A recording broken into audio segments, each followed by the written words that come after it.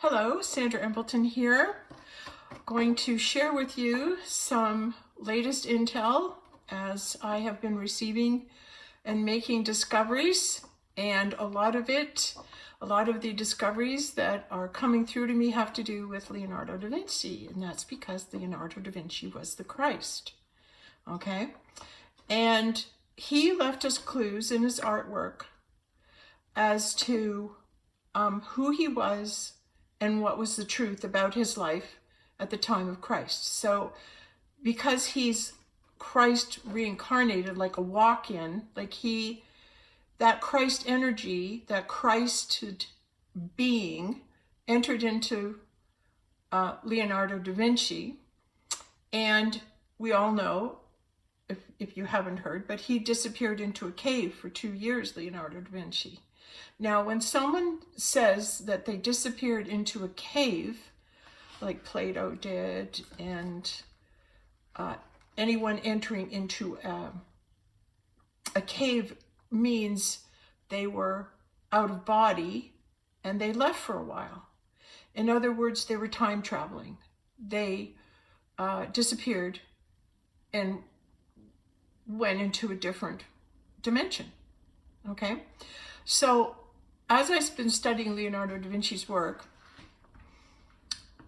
there's been something that's been bothering me, something I couldn't figure out, something that's been really, really at me. And since I had these paintings, the pictures blew up of Salvator Mundi, right?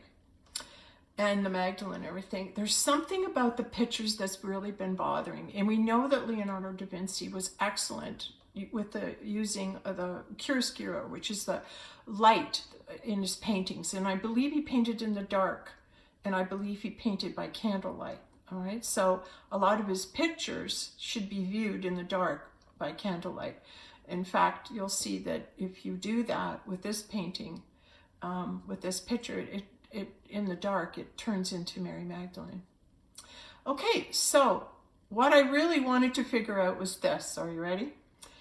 For the longest time, when I was looking at the picture, I couldn't figure out what the white umbrella was. Can you see the white umbrella? All right, so it goes like this, and it goes up here, right? And here, and then there's down. Now, for a while, I thought, is that a mushroom? And could be, but for the longest time, I kept going, why does he have a white umbrella on his face? What's the significance? I can see it so clearly. And then again in here, you can see it in a different angle. There's the umbrella, right? So I'm going, why paint a white umbrella? Why would you have the light hitting the forehead in such a manner that it looks like a giant white umbrella? Well, I'll tell you what's going on. Last weekend, I was convinced, because I've been doing my best to figure out how to jump timelines and how to enter into different dimensions, okay? Because I want to discover it for myself. So as someone having a scientific mind, you tend to experiment with yourself and try different things, right? So I was really believing that there was a portal opening at the Hudson's Bay. And if you've watched my videos, you've heard me say that I was over at the Hudson's Bay and there's some portals there, okay? Well, I went back again last Tuesday, and with me I had a blue ball. It was angelite, the stone, and it was a round circle, and it was Venus. And I knew when I found my stone that it was mine. And how I knew is I watched a video from Paul Golden Eagle, and he's great. I've been listening to him for a long, long time, and the Eagle and the Condor, and he's come very forward now, and it's great to see him on camera. And anyway, I caught one of his videos, and one of the things he did is he had a stone in his hand, and he took the stone and he opened his hand, and you could see the stone, and then he closed it, and then he opened it and he closed it, and kept doing this, right? And he says, you'll understand what it means when it happens, you'll understand. So putting all the puzzle pieces together, because that's what you do. You look at the clues you're being given by spirit, and then you try and make sense of it. So when I was thinking of time traveling and how it would be that you would get to a portal, go through a portal, and if I'm picking up the clues right, and I'm being shown by one of, spiritual leader Paul and Golden Eagle, he's opening his hand and closing it, and I didn't understand what it meant until I got the message. Well, I'm going, well, what would my stone be if I were to have a stone or something in my hand that would access a portal or open a dimension? What stone would I use? And then I just instantly, I got a picture of that round angel stone that I got. And I had gone it 2 years ago when I was in Collingwood, and there was this really great store, and I ended up going in and meeting this lady who name's Penny, and this is the card from her store. And why it's so amazing is that I've held onto this card and it keeps popping out. But it's also, not only is the sign of eternity with the figure 8 on the side, but the name is, the store is Awaken. Now that's also the same logo used by Yogananda. So doing my best to make ascension happen and try to figure out how this is accomplished. I'll do things like put my glass of water on this sign, and the water will read the word awaken and into your eternal realm. And when you drink that water, that vibrational frequency to awaken into the eternal realm, that's the message that this card is giving. And so when I put my water on it, the water reads it and then I drink it. Will it help me to awaken? Well, keep trying, right? Keep following the little clues that you're being led to get. So not only did I get that card, but I also got this round ball, this blue ball, this angel stone, and it was in the shape of a world. And when I had to think of the stone, I said, well, where's my stone? If I was to go through a portal, what stone would I use? And then I get the stone you got 2 years ago. That was given to you. That's shaped like a ball. It's an Earth. It's Venus. That's your home planet. And as soon as I took the ball and placed it into my hand and started looking at it, the ball melted into my palm and became silver. And I could see there was a mirror in the middle, and then I saw white dragons floating in the middle of the stone. And I thought, oh my God, that's so cool, because the ball just melted down. So anyway, I thought, okay, this is really cool. Something's going on. I haven't figured it all out yet, but I'm observing and noticing and taking notes. So now I have the feeling that I'm supposed to go over back to that store, the bay, back to the portal, because the portal's closing down. The store itself is closing. It's in liquidation. So that portal's only going to be open for a while longer, and then it's going to close. So I thought maybe I should take my ball, my angel rock, and go over there. And I was just guided to go over. So I get in the store and I'm trying on clothes and I'm just losing my mind. Like, in other words, just getting lost in the moment of being in the store, looking at stuff and getting myself out of my head and just being in the moment and feeling all those feelings. And when I was trying to close on, I noticed the ball dropped and was in the change room, and I go, oh, I don't want to lose that. And I picked it up, and I couldn't tell you where I put it after that. I can't remember. But when I got home, I realized I'd lost the ball. Okay, I had lost the angel ball. Where did it go? It wasn't in my purse. It wasn't in my clothes. I could have sworn I put it in my purse. Not there. So now I'm asking, okay, what am I supposed to make that mean? What is going on with that? And as I'm writing my 6th book, and I'm speaking to Christ and Ra, who's the same individual, and I'm writing another book with him. So this will be book 6. And I said to him, I've lost that blue marble, or the planet and everything. And he said, no. He said, you didn't lose it. He said, the ball that you took with you went through the portal and went to Venus, and he's already received word that they found the ball, and that was our sign that we would be coming home soon to Venus. So I thought that was like really cool that the ball went ahead to Venus, went through the portal first, and they must have recognized that as being, you know, Mary Magdalene's ball, like Aphrodite, Venus, the same feminine Godhead, and that they're coming home. This is their ball. This is a sign. So it'll be waiting for me when we cross dimensions, and I'll know, he said, I'll know that I've changed dimensions when I find the blue ball again. I'm telling you that story because it's the coolest thing. And if you are listening to this, you might want to try it yourself and just ask where your ball is, where your stone or your rock is from your home planet. And your inner self will guide you to it. And then you can do a similar thing, ask for a portal or where I'm to go to place it, and you'll be guided. You'll be guided to do that. All right. So now, sorry I got off on that, but I guess it's meant to happen that way. So now we're talking about time travel, going through portals. And I'm thinking then that I lost the blue ball, and that was on a Tuesday. And the following Saturday, I was guided to go back and see if it was there. So I drive back Saturday night in the portal, to the parking lot of the store of the bay, and I'm there by myself. No one's there. I get out, and there's an orange right by where I felt I dropped the ball, the angel ball, right?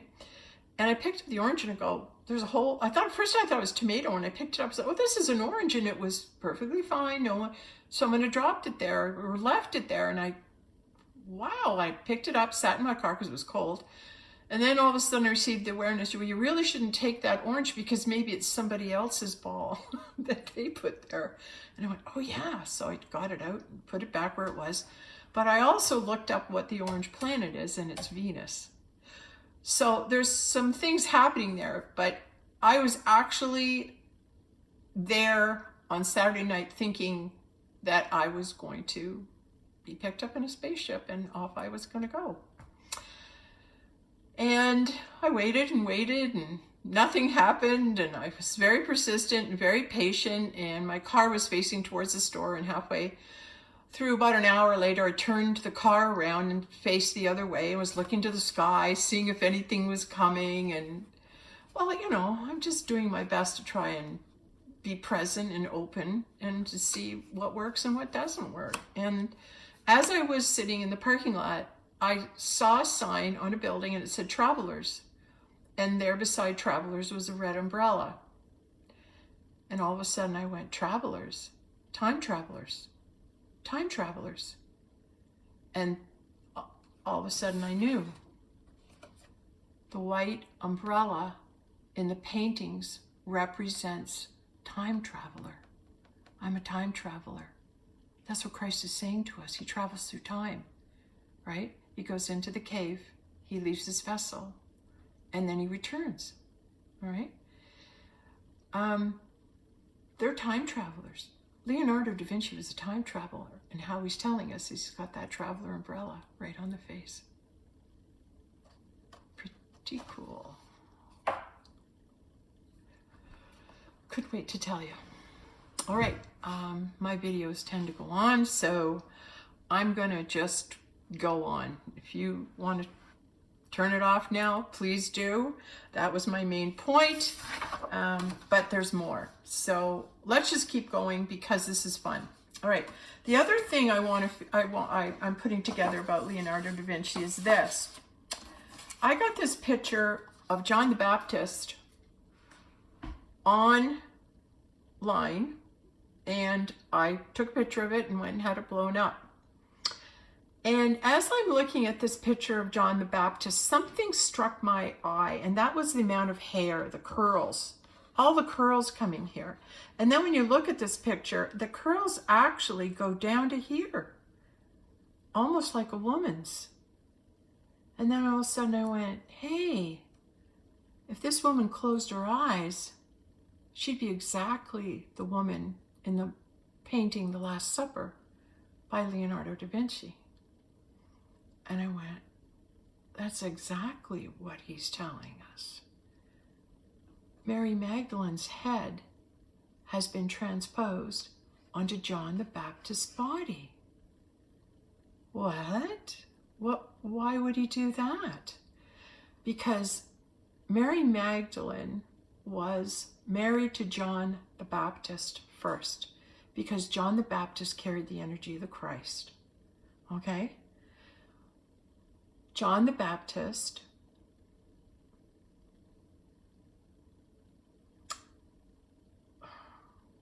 time traveled. He went from one dimension to another, okay, and came back. And he left when he got his head cut off. So John the Baptist got his head cut off, but the Christ energy needed to come through another tomb, another body. And in those days, I'm pretty sure that if a man died, the brother would step in and marry the wife.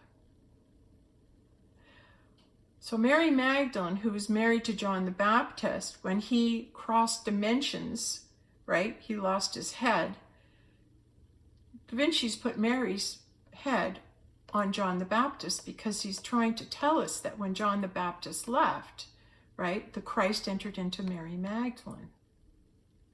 Okay? And then when John lost his head, that energy left John on the crossover, and the energy in the river of Jordan, right, and the dove that ascended, that energy went into Yeshua, went into Joseph, Joshua ben Joseph, right? Christ went into his energy. And then Mary was married to Jesus, to Yeshua. So we're seeing evidence of the Christ entering into John the Baptist. And John the Baptist and Jesus, I believe, were twin brothers. And their mother was Elizabeth and their father was Zachariah. So Zachariah and Elizabeth gave birth to John and Jesus as twins. That's why you see the Virgin of the Rocks and the Madonna of the Rocks, okay? And that's why you see the cross that John's holding with two lines through it. He's done two crossovers. The Christ came into him, John the Baptist, and he left, but then he came back into Jesus. And then when Jesus died, he left again and went into Joseph of Arimathea. Because it tells us Joseph of Arimathea offered up his empty tomb. And then Joseph of Arimathea takes Mary, his wife, and off they go. Okay? So we're looking at time travel here. We're looking at crossing dimensions. And the other information that came as well, all right, was why do you think Jesus was not in a hurry to go see his best friend Lazarus when everyone's saying, oh, Lazarus is not well. You need to come and see him because he's not well. He's not moving. He's not, he's very, very ill because he's not moving. We can't wake him up. And because they couldn't wake him up, they thought he was dead. So they put him in a tomb, in a cave.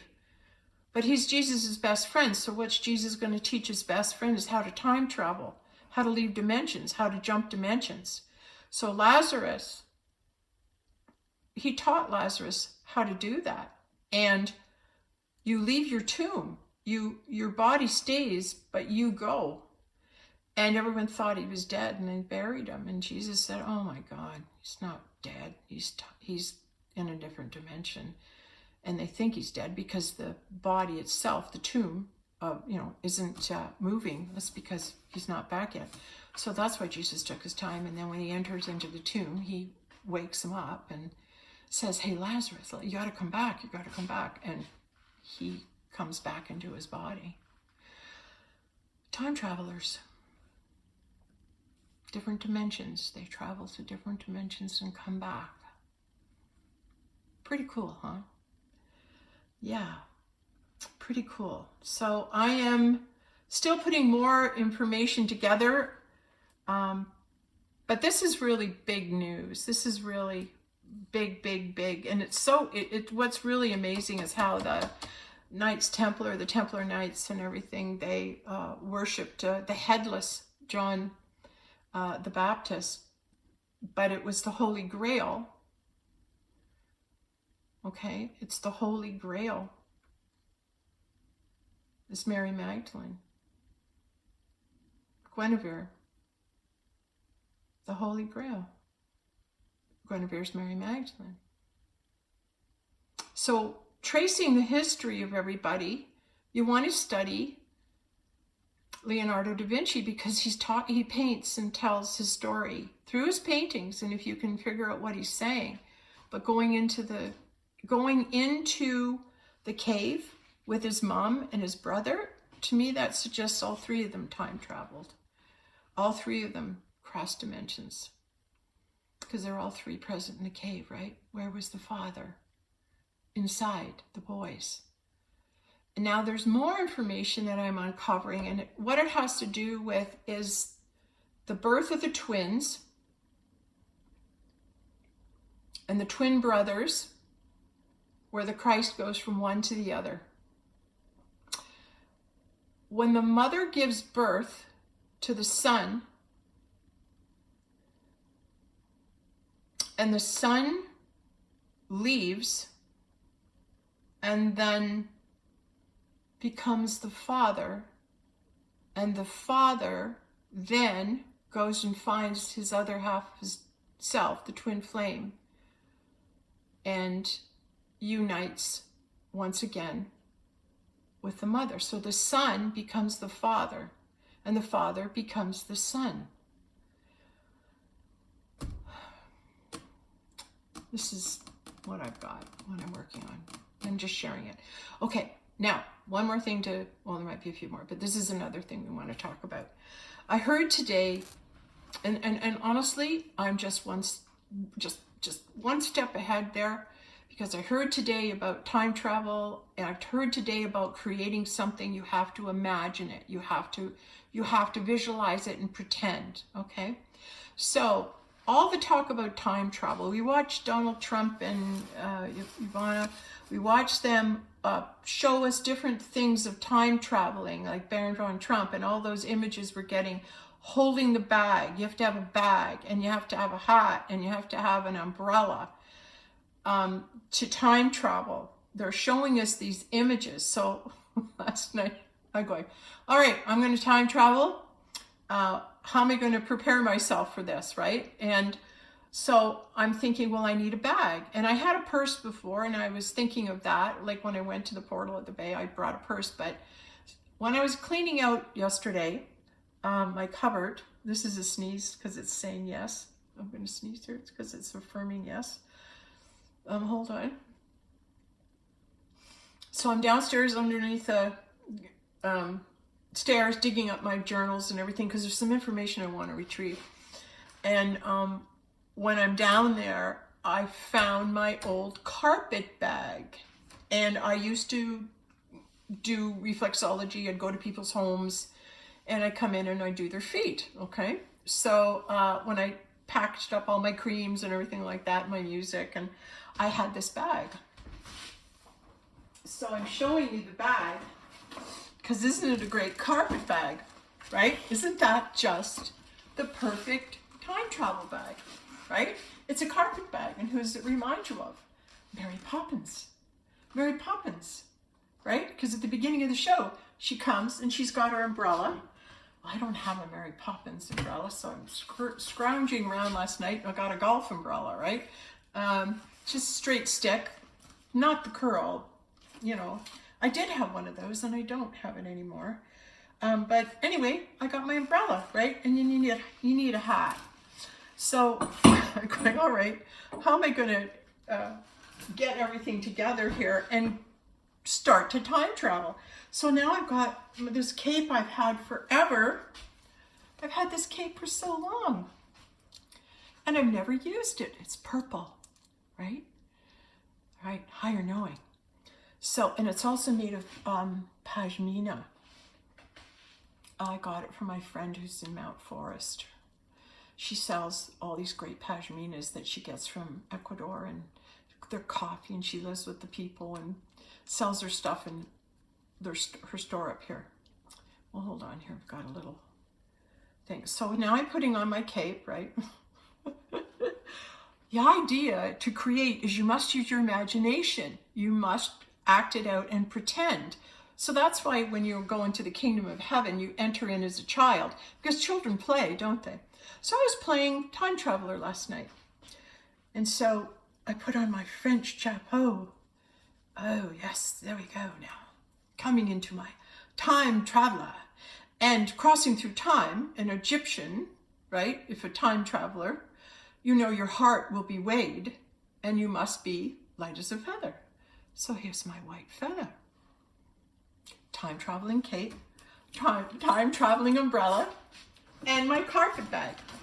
So I got myself all ready to time travel, and I had some clothes packed in the bag, and I was ready to go. And then all of a sudden I heard, well, why'd you pack any clothes? You don't physically have to pack any clothes in your time travel bag.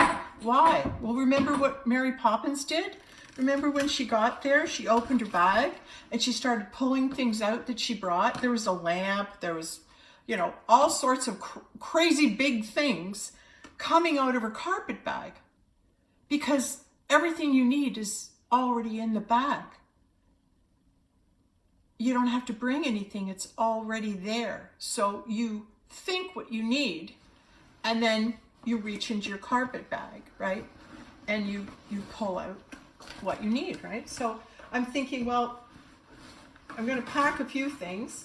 And for some reason, I don't know why, but there's something about 1955. I was born in 1955. And there's something happening around that year. And I had this picture of Frank Sinatra. And look at the date. It's 1955.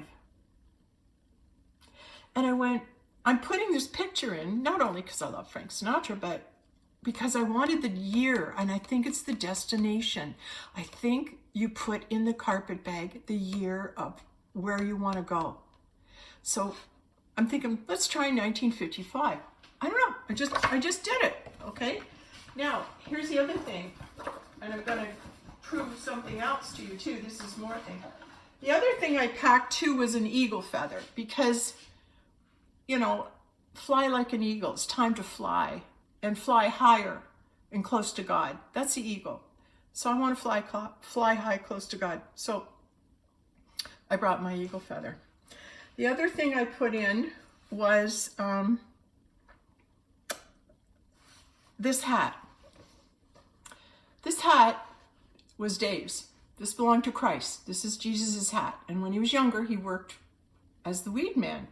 Okay, he was a general manager, go door to door, trying to get business to, weed people's lawns and everything. And that was the business he was under. He was a supervisor, and this is his hat, his actual hat he wore.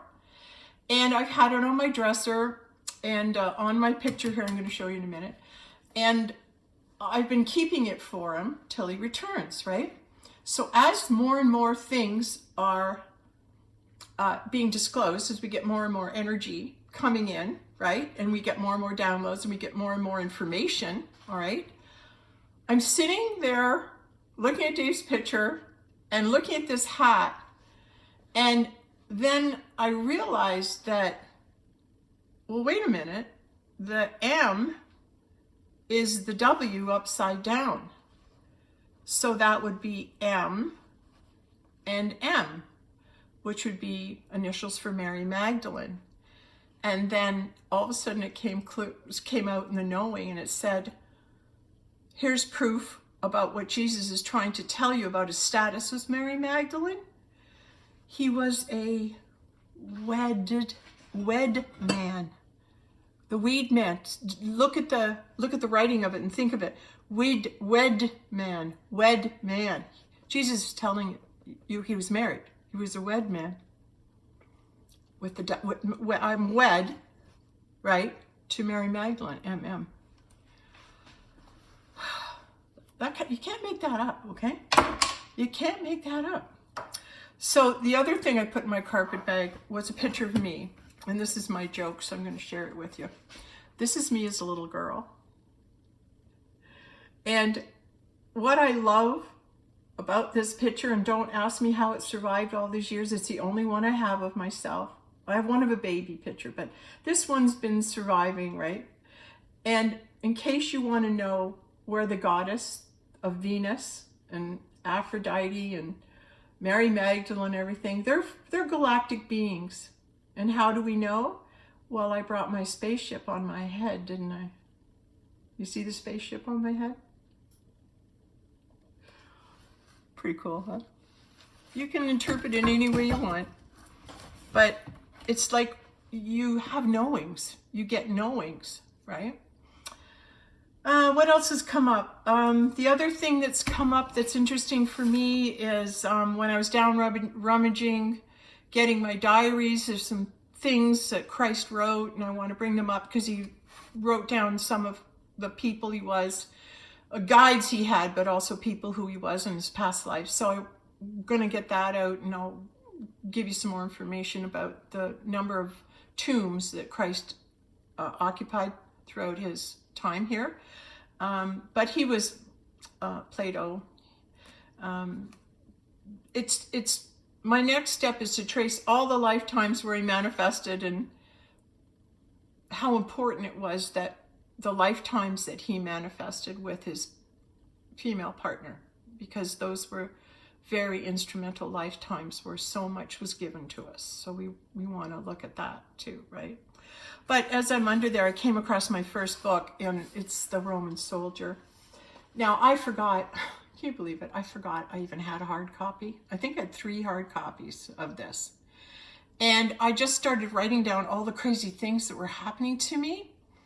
And I remember a really nice gentleman, I'll just give his initials, CF, read this. He was the one that went and got the copies printed off, and he read this, and after he read to chapter 17, he just came over to my house and knocked on the door, and he just said, I've never read anything like this in my life. You're going to be on Oprah. Well, that never happened, but I did write a book where I pretended I was interviewed by Oprah, and her energy as Moses, that's what the day that Oprah came to visit my garden. It's not a gardening book. It's actually the garden, yeah, the original garden. And there's lots of cool stories in that as well. So this is a gradual development of all the things that have transpired in my life that have led me to understand who it is that I am. So I'm keeping you posted. I'm going to read The Roman Soldier. I can't even remember. I mean, I'm reading it and I'm remembering, but I can't even remember what's in here. So I'm going to read it again and refresh my memory about what it is that happened to me. Because it's really kind of cool. I'm coming from a different place. I'm a different person now, even than what I was when I wrote this. Like, this book claims that I was the Roman soldier and pierced Christ's side on the cross, right? Saint Longinus, that's who I thought I was. I had these ladies tell me this, and I believed it for a long time, and it turned out that it wasn't true. I was believing something that somebody else told me that I was, rather than going inside my own temple and listening to myself reveal who I am. So that cost me. That cost me years thinking I was something I wasn't.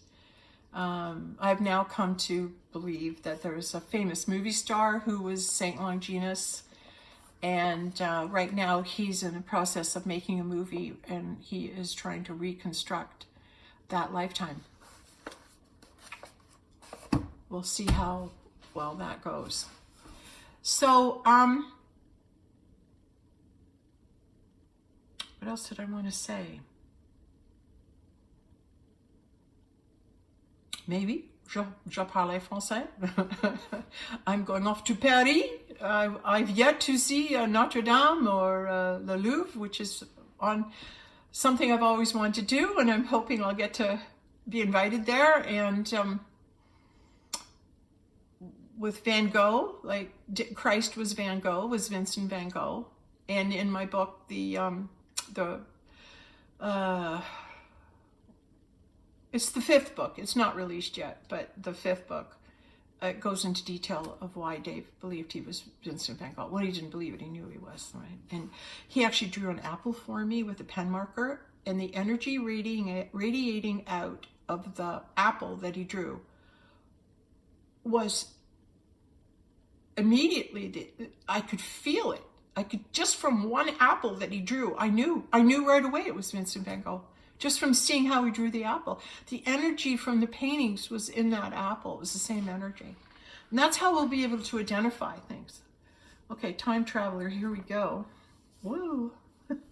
That was fun. And so if you're supposed to pretend to create, then let yourself experiment.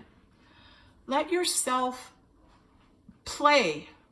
Okay, and be a kid. Be a kid.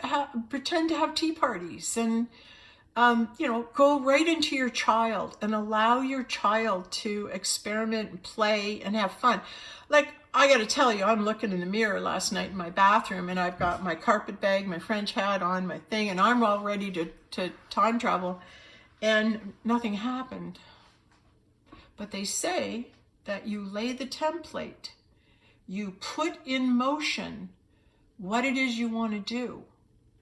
So if I'm serious about time traveling, right, I'm a time traveler. I am able to travel through time. I've done it before. I'm remembering how. We already know how to do it. We don't have to learn it. We already know how to do it. We're remembering how to time travel. But little clues you get from watching all the things. And look into The Wizard of Oz. Like, the second book, I haven't put it out either. It was a comparison between the Bible and The Wizard of Oz. And basically, it's going into another world. I feel the Bible and The Wizard of Oz are the same story, because both stories, you're trying to get home. You're trying very hard to figure out how to get home to God, how to be one with Creator, how to find yourself. And you travel to distant lands. Right? You go into the magic, you go into the other dimensions, you go into the areas where your logic brain isn't welcome. You move into a non-linear world. It's the world that vibrates over 500. It's the world of the mystic. Now, I'm going to start plugging William Donahue whenever I'm making a video now, because I know William Donahue, his vessel was used by Jesus Christ. So everybody who wants to know what Jesus really said, start watching William Donahue. William Donahue is speaking to you as Jesus. If he was the vessel for Christ to come through to teach us the right things about the Bible. All right? William Donahue is Jesus, and he is teaching us what he would have taught us when he was alive. So he's giving you the real goods. He's really speaking and giving you what Jesus really taught. Please hear that, because every time I'm watching, and I can't stop watching him now, because watching him, the truth level is like bang, bang, bang, bang. You're getting truth. Okay, I get it. Like, oh, I get it now. Like, I haven't done such a deep dive as he has, but I've got a lot on my own, but man, he's got it down. So I just sit back and relax and watch the videos, and I know that's Dave, that's Jesus Christ, that's Joshua ben Joseph. That's him standing there in the 20s, 2000s. He's back, and he's giving us the goods. So I would encourage you to watch that man, because I cannot do him justice. I can stand here and tell you, great guy to watch, but what I can do is stand here and tell you he's the real deal. That's Christ. That's Jesus in William Donahue. And I hope to get to speak to his wife someday, because I'm sure she carries the energy of the Magdalene. She would have to be partnered with him. So perhaps the Magdalene energy comes in and out as well, right? Because I never started to see Dave. I didn't meet the Christ until 2014. He contacted me late November of 2013. William Donahue died in 2013. And right after he died, the Christ energy moved into David McCaffrey, and he contacted me and he found me. I'm his twin flame. I'm the Magdalene. I'm the Christ mirror, the God mirror. Well, it's a pretty exciting journey, putting all the puzzle pieces together. But as a good scientist, and I have to remind myself that this is my scientific thinking mind I bring into it, because there's a lot of things that don't go first time, right? Like, remember Emmett Brown, like the flux capacitor. It worked! I invented something that worked! Like, he was so happy, right? So when you do something and you get success, it just, keeps you going. But there's times too when you're trying everything you're being guided to do and nothing comes to fruition yet. I would love to be able to say in the next few days there's going to be an incredible miracle. So let's just leave it at that. And when I have more to report, I will report. Okay, thank you.